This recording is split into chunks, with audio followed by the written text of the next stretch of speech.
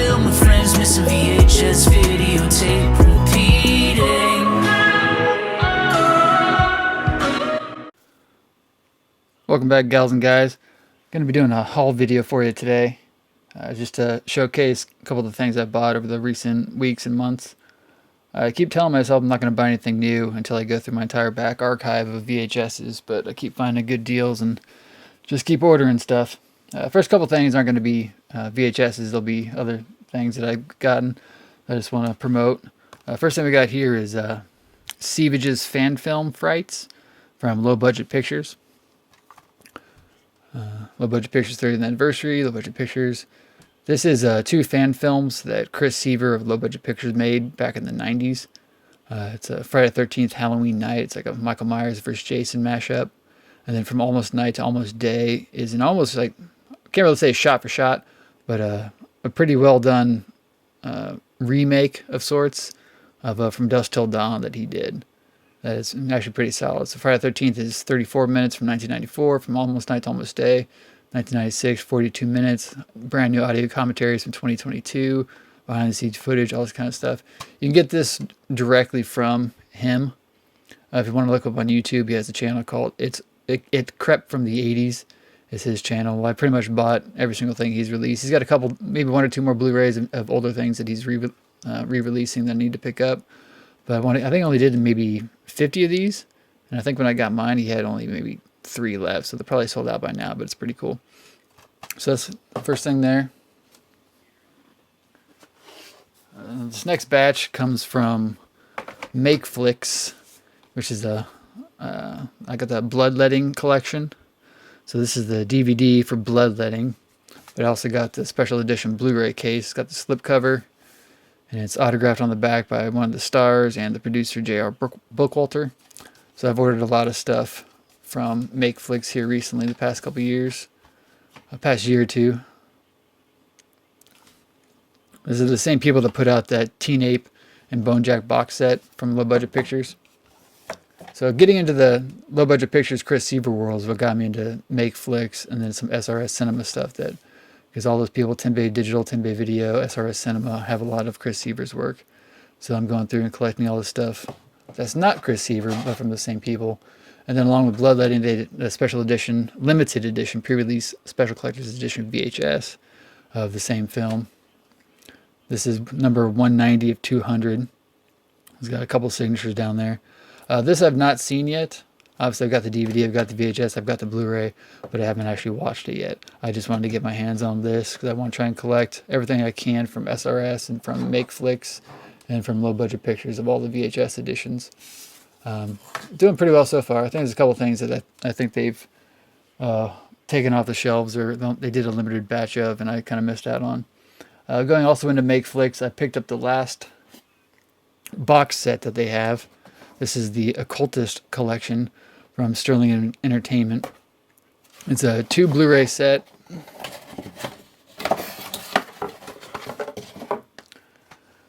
Of the Occultist and Occultist 2 Bloody Guinea Pigs. These movies are fun. As I do with most of these, I take the discs, I'll use my Blu-ray ripper, I'll rip the files from the disc, put them onto my computer, and use Plex, that way I can watch them on my Apple TV or on my phone or anything when I'm at work. I can watch a lot of stuff that way. That's the best way for me to do it. I do have a Blu-ray player, but actually I don't even have it hooked up to my TV. I just rip everything, put it on a hard drive on my computer, and I'm able to stream it to any one of my devices. That way I'm getting better use out of it. So I think I want to say 6 or 7 of these box sets of different series that they've released. The Skullface Astronaut one, Camp Blood, Axe Grinder, something else. There's 2 different Blood or Skullface Astronaut ones. There's a Blu-ray collection one and a DVD collection one. I opted not to get the DVD collection one since I bought the Blu-ray collection one. I'm a completist, but I'm not too much of a completist where I'm gonna spend money on the same thing, even though it's just a different format. Even though I did that with these, of course. Next up, we got this cool VHS box set. I bought a couple things, all from the same seller off eBay. They got me a pretty good deal. It's a Sci-Fi Classics 5-pack. It's got the Killer Shrews, First Spaceship on Venus, The Giant Gila Monster, The Brain That Wouldn't Die, and The Wasp Woman. All of which are movies that I'm familiar with due to Cinematic Titanic, Riff Tracks, Mystery Science Theater guys. All these movies are movies that they've done several times. What's funny is here on the side it actually says The Wasp Women, when it's actually The Wasp Woman. But I'll probably take a look at this more in depth in an individual video, so we'll see that later on. And from that same seller, I picked up this Gremlins clamshell. So I'm not sure what year this was, but we'll probably do another in-depth video on it at some point. 1999. So that's nice. And then I got the MGM coffin box of the Vikings to go into my MGM coffin box collection. And then I got Where Eagles Dare, also MGM coffin box. This is two movies that I've showcased on this channel that have swastikas on the cover. You don't really see that too often anymore. And another MGM coffin box. This one's slightly different than the others. It doesn't fit the same kind of format, whatever. But it is a coffin box, and it is MGM of Black Orpheus.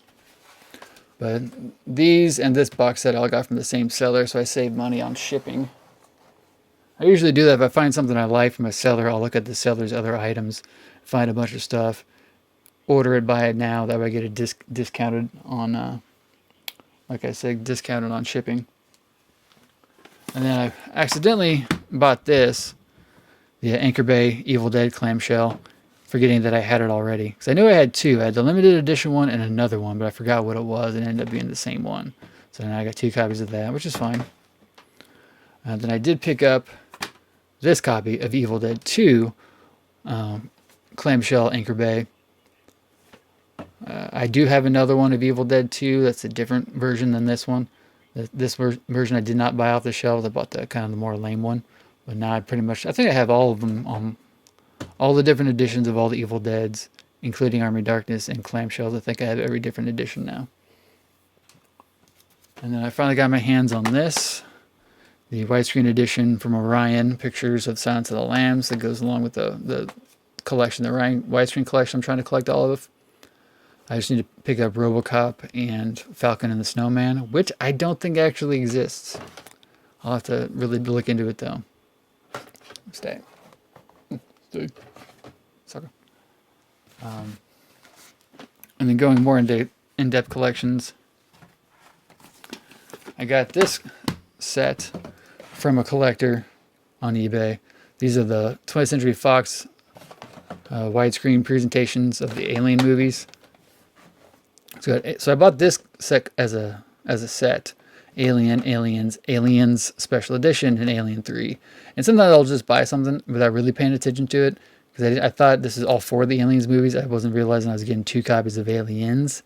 So it's only 3 out of the 4 original Aliens movies. So then a couple of days later, or a week later, I had to go back and track down this Alien Resurrection. And this one is unopened. So it's still got the sticker on there and everything. Still got the watermark, whatever you want to call it. So again, I'll probably go more in depth into these individually as well. But I just want to showcase that.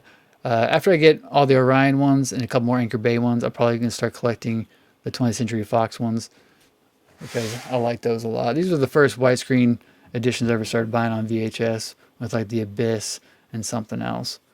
But we'll get into those more. And since I got this, I found this box set, which I thought was kind of cool.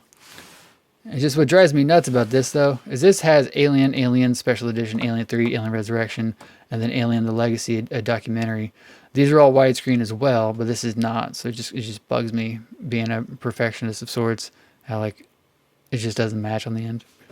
So again, we'll probably look into that more in its own separate video too. Maybe this individually, these individually, to maybe all of them together.